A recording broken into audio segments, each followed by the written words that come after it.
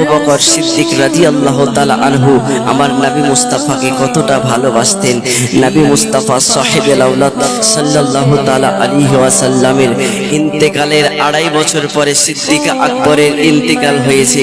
যেদিন ইন্তেকাল হবে সেই দিন সকলকে ডাক দিয়ে বলতেছে, তোমরা শুনে নাও, আমার আলী রাদিয়াল্লাহু তাআলা আনহুকে একটু ডেকে দাও।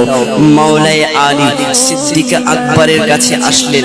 সিদ্দিক আকবর বলতেছে, মাওলায়ে আলী, তোমার যে নূরানি হাত দিয়ে নবী মুস্তাফাকে তুমি গোসল করিয়েছিলে, ও আলী, তুমি যে তোমার নূরানি হাত দিয়ে নবী মুস্তাফাকে দাফন করিয়েছিলে, আলী গো, তোমার সেই নূরানি হাত দিয়ে আমি সিদ্দিক আকবর আবু বকর সিদ্দিককেও তুমি দাফন করিয়ে দিবে, গোসল করাইয়া দিবে, সাজগোজ করাইয়া দিবে।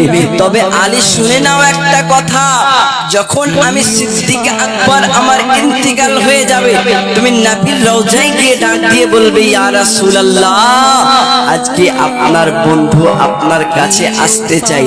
যদি নবী আমার বলে সিদ্দিক আকবরকে আমার পাশে দাফন করাও, আমার পাশে রওজা বানাও, তো আমার নবীজির পাশে আমার রওজা বানাইবা।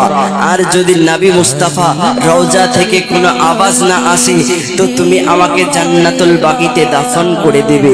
সিদ্দিক আকবরের যখন ইন্তিকাল হয়েছিল, তখন হযরতে আলী রাদিয়াল্লাহু তাআলা আনহু তিনি গিয়ে রাসূলে পাকের রওজার সামনে দাঁড়ায়া বলতেছে, ইয়া রাসূলুল্লাহ, নবী গো, সিদ্দিক আকবর আপনার কাছে আসতে চাই, আপনার পাশে আসতে চাই।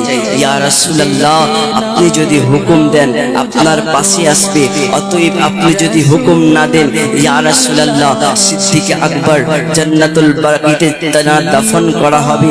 আমার নবী মুস্তাফা রওজা থেকে আওয়াজ দেয়, মাওলায়ে আলী, হাবিবের বন্ধু তো হাবিবের পাশেই আসবে। বলুন সুবহানাল্লাহ। হাবিবের বন্ধু তো হাবিবের পাশেই আসবে।